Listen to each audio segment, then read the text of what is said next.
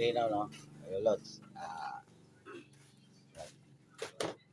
Luluto yung anak ko ng ano, hapunan ba? Ulam. Ang tawag nito, nak? Lumpia. Lumpiang gulay daw. Lumpia pala. Ang lagyan niya ng harina.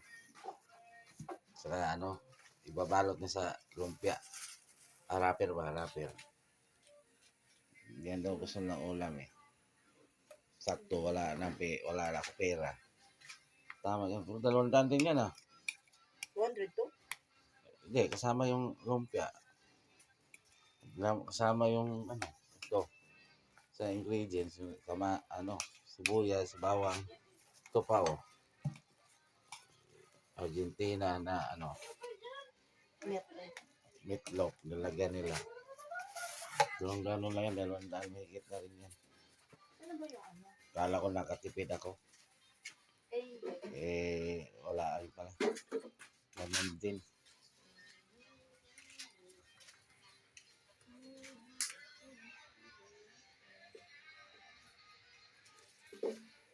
Kaya dami pang labahan, no?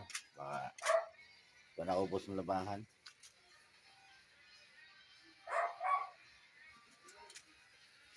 Lagyan niya ng mamaya pagpapakita ko pag nila nakabalot na pagluto. Pakita ko yung nila. Ayan, balot na niya. Balot na sa wrapper. Kasi kaya yung mga natuto sa kanya kasi yan ginagawa ko nung doon pa kami sa Payatas. Marami kasing bigay na minsan maraming bigay na carrots. Itong hindi naman kumakain ng carrots. Ginagawa ko, naghahanap na ako ng kung ano lang ginagawa ko sa carrots. Minsan, yan, ginagawa ko, ibabalot ko, tapos para makain lang. Ang ginawa ko kasi, kumakain sila. Minsan yung nilalagay ko ng itlog. Parang patis. Hindi ko na binabalot sa wrapper. Kasi kung ano na lang para makain. Kasi sayang yung carrots eh. Pag ginaganyan ko, kumakain sila. Natutunan na nila. Sila na mismo gumagawa. Mamaya pagka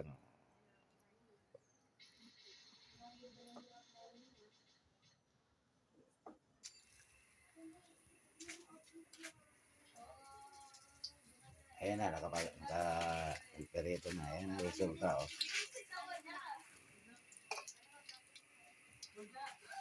Yummy na, yummy. Ayan. Nakaluto na. Ayan ang resulta sa tawag nyo lumpiang carrots. Pero hinaluan nila na dinagdagan ng yung patatas. Kasi kunti nila yung carrots kanina dinagdagan ng patatas. Sarap na yan. Yan. So, hindi talaga kakain ng carrots yan. Kahit anong mag sweet and sour kung nga ako, mag escabeche. Pipiliin talaga niya yung isda lang. Itatabi yung carrots. Pati lahat mga anak ko, yung bunsong babae ko lang nakain.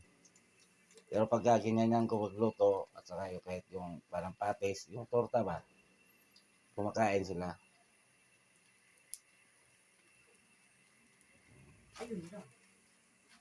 Thank you for watching. Masarap yan. Nagawa kasi ng sausawan, Sarap. Ayan, sausawan ng ginawa. Sarap. Pwede na raw kakain. Ganyan lang kasi nung talagang hindi ako basta-basta nagtatapon ng pagkain. Kahit nung kami yung sa Nabutas, maraming isda, mga galunggong, mga pusit pag season. Ko yun, iluluto ko minsan pagdating ko doon. hindi kasi masarap magluto dati yung asawa ko eh. Pagdating ko, niluluto ko pa uli kasi walang lasa.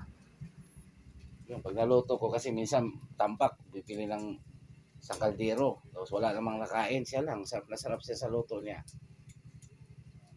Ngayon lang marunong magluto yun eh. Kahit na ano, basta magluto, hananapan ko ng paraan para makain. Ngayon nagsawa na sa sardinas. Anong gawin ko sardinas luto? Basta makain lang nila. Kaya natutunan din nila eh. Thank you for watching.